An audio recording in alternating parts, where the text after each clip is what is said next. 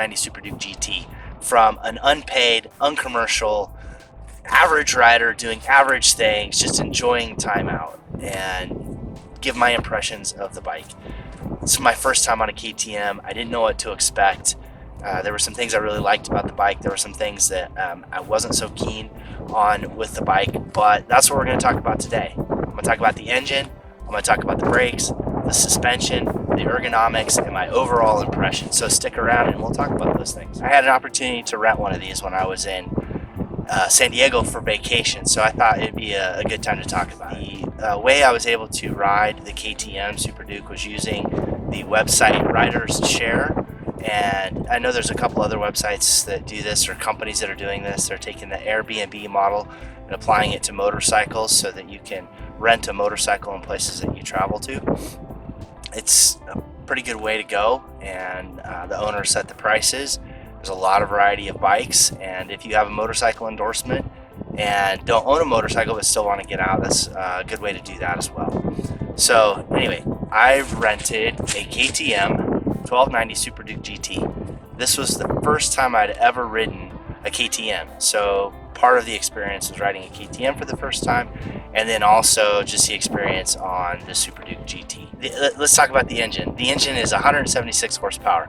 That's a lot of horsepower on a motorcycle, and that bike wanted to go, and it would take off if given the opportunity. I noticed that for this engine, the LC8, it's a V-twin.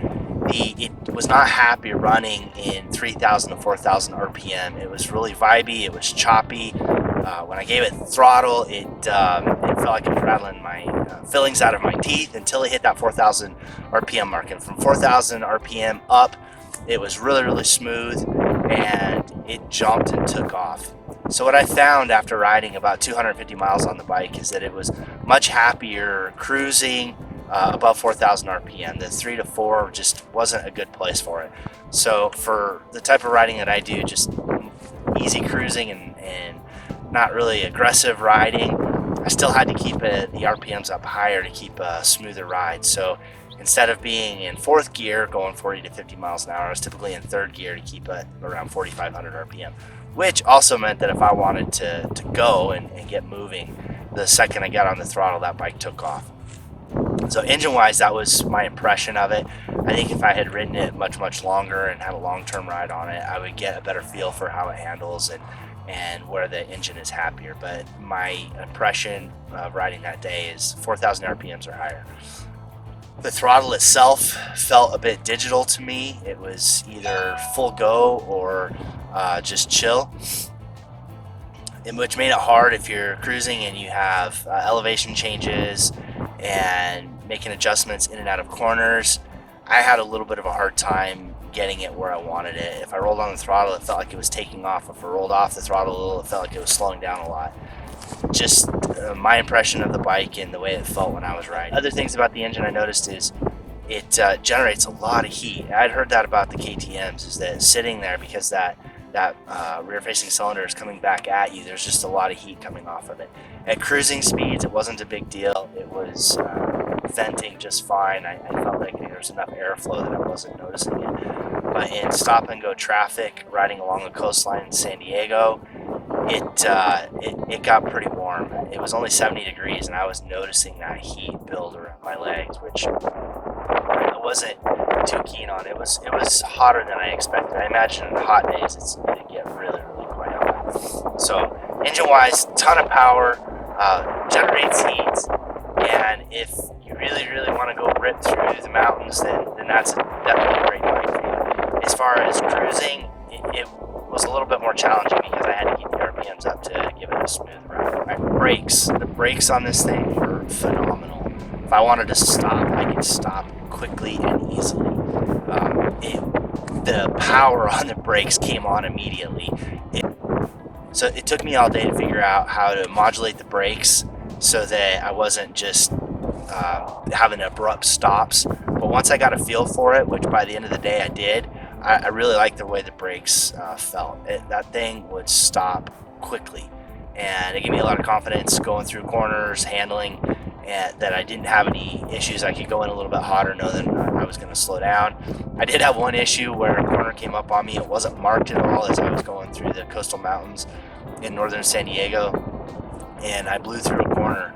Thankfully, it was quiet roads, and those brakes got me stopped quickly, and I was able to get back into my lane, no problem. But yeah, the brakes on that bike were amazing. So suspension-wise, I felt like the bike was nice and firm for the type of handling that I like. It felt flickable. It would move in and out of the corners easily. Didn't have any issues. Didn't notice the suspension. I feel like if I don't notice the suspension, it's doing what it should. It wasn't bumpy. It wasn't jerky. I didn't feel like it was transmitting road bumps into me, but still felt firm in cornering. The thing that I did notice is that I felt like I had to work a little bit harder to keep it in the corner. So when I was counter steering to lean it in, like I had to continue to push it in and keep it into the corners. That could be just a function of the tire profile. I don't remember what tires were on the bike. It could be a function of the geometry and just a little bit different than what I'm used to. But I didn't have any problems with the handling on it, and the cornering and getting in and out. I thought that the suspension was set up well, and with the adjustability on it, you could really customize the way that bike felt. Ergonomics on the bike, the seat height is around 33 inches, which this bike didn't feel that tall, so I don't know if there were some adjustments in the seat. I was able to get almost flat-footed. I'm 5 foot 10 and a half, 11, and I didn't have big chunky riding boots on. I just had hiking boots that I traveled with, but I was able to get both feet down, no problems. It seemed really comfortable. So it's not a tall bike. It's an easy bike to ride. The seat was really quite comfortable. After riding on it all day, my butt wasn't sore. I wasn't shifting around to move the hot spots in my ass. So the seat was nice and comfortable. The bar width seemed reasonable. It wasn't overly wide. It was comfortable from that standpoint. The thing that I didn't like about it is I was leaned over more than I'm used to. It wasn't a very upright position. So about halfway through the day, I noticed my shoulders were starting to hurt. My shoulders are kind of a mess from lifting weights through high school, college, and stuff. So it wasn't comfortable for me. If I was to have a bike like this, I would have to move it, put some bar risers to try to sit up a little bit more. The windscreen on this bike, it moved the wind so it's hit me right mid visor. So I'm not sure. That it was already a really, really tall windscreen. Maybe put something else on it to kind of lift the wind up over my head, or lower it so that it wasn't hitting just mid and just have the whole helmet in clean, fresh air. I'm not sure which I would do, but ergonomically, those were my thoughts. Heated grips work great, and it took me a little while to figure out how to adjust those. It's done through the menu as opposed to having buttons on the handlebars, so that was a little confusing for me. The menu going through, I didn't spend a lot of time going through the menu, but it's just a matter of working with it to sort out how to change the drive modes, how to try and change the suspension. Of course, turning the heated grips on and off. So those things are just a matter of getting used to a bike. From an ergonomic standpoint, if you're living in a place where they allow you to do filtering through lanes, or you need to squeeze through places, the bike felt narrow to me. I'm used to a much wider bike. That bike felt plenty easy to get around, and if I needed to maneuver around traffic, turn it around, it was really quite easy because I could get my feet down and the bike didn't feel that big. It's a powerful bike, but it didn't feel like a big bike. It's a lot of horsepower in a mid-size package, which I think makes it approachable and easy to ride. All right, so those are my thoughts on the KTM 1290 Super Duke GT. First time riding it, I got almost 250 miles on it, and I think I got a good enough feel for what that bike is. Would I have a bike like that? No, it doesn't really fit my riding style, and it's not comfortable. I'd have to make some modifications to it. The throttle, engine, the heat that comes off of it, those living in the desert, not a great thing when I'm riding in days that are triple digits. Bike, final thoughts on it is any day out on a motorcycle is a great day. It was fantastic to be able to finally ride a KTM. They're everywhere. A lot of people like them, a lot of people don't like them. I wanted to be able to get on it and give it a try. I'd like to try the adventure bikes to see what it's like. Is this a bike that I would want in my garage, a bike that I would want to ride? No, it's not. It wasn't really, really comfortable for me.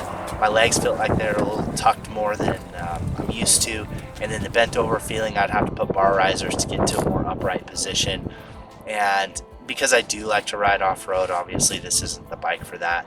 And the digital feel of the throttle, I could probably get used to it, but I don't need a bike that has 173 horsepower. Now I know there's guys out there that like to rip through corners, mountain passes, and do all that. And if that's what you like to do, throw a little bit of luggage on, that's great. Do that, and you'll enjoy this bike.